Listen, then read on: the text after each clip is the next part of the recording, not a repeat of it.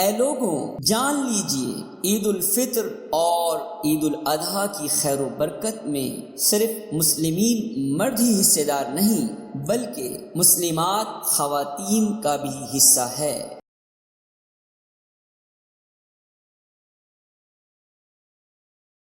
عن عطية رضي الله عنها قالت: أمرنا أن نخرج الحيض يوم العيدين وذوات الخدور فيشهدن جماعة المسلمين ودعوتهم ويعتزل الحيض عن مصلاهن. قالت امرأة: يا رسول الله، إحدانا ليس لها جلباب. قال: لتلبسها صاحبتها من جلبابها۔ صحیح البخاری۔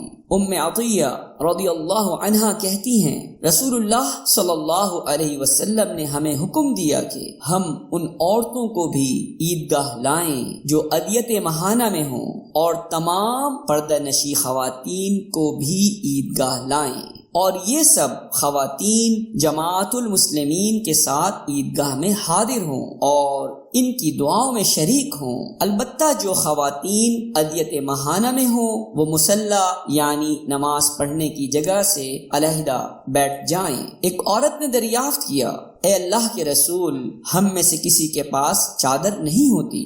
رسول اللہ صلی اللہ علیہ وسلم نے ارشاد فرمایا، اس کی ساتھ والی خاتون کو چاہیے کہ وہ اپنی چادر میں اسے بھی چھپا لے۔